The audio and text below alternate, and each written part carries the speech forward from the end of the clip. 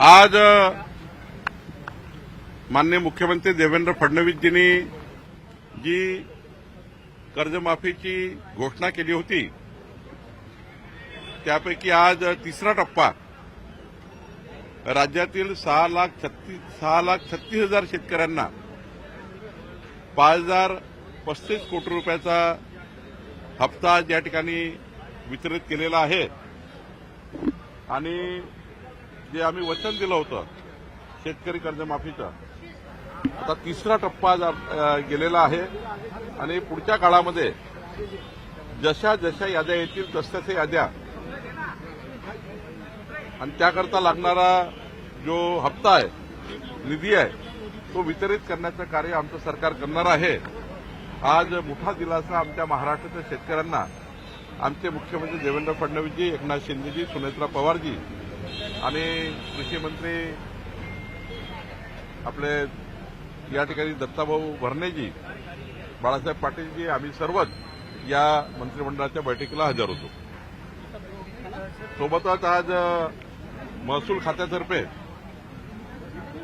आपले आमदार गोपीचंद पडळकर यांची मागणी होती की जतमध्ये जी प्रशासकीय नगरपालिकेची इमारत बांधायची आहे त्याकरता महसूल खात्याची जागा द्या। आज मंत्रिमंडळामध्ये जत करता प्रशासकीय इमारतीकरता 2,580 चौरस मीटर जागा जतच्या नगरपालिकेची प्रशासकीय इमारत बांधकाम करता मंजूर करण्यात आलेली आहे। सोबतच आज मंत्रिमंडळामध्ये माननीय मुख्यमंत्र्यांनी अनेक विषयावर चर्चा केली।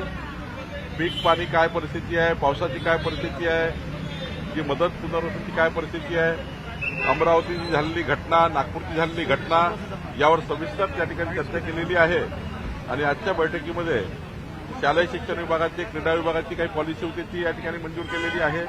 अनेक विभागाच्या वेगवेगळ्या त्या ठिकाणी मंत्रिमंडळाचे प्रस्ताव माननीय मुख्यमंत्र्यांनी आज मान्य केलेले आहेत।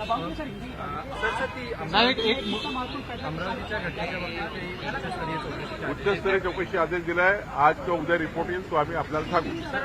मुंबईतील सरकारचं शिष्टमंडळ जरांगेंच्या भेटीसाठी गेलेलं आहे, नेमकं काय तोडगा निघणार आहे किंवा ते शिष्टमंडळच सांगेल आपल्याला काय झालं। लक्ष्मण हाके असं म्हणतात की भुजबळ आणि जरांगे यांच्यामधलं वक्तव्य कुठेतरी बदललेलं आहे, साटलोट पाहायला मिळते असं लक्ष्मण नाही, मला काहीच बोलायचं नाही आहे त्याबद्दलचा भुजबळ साहेबच बोलतील आणि शिष्टमंडळ केलं आहे, शिष्टमंडळ चर्चा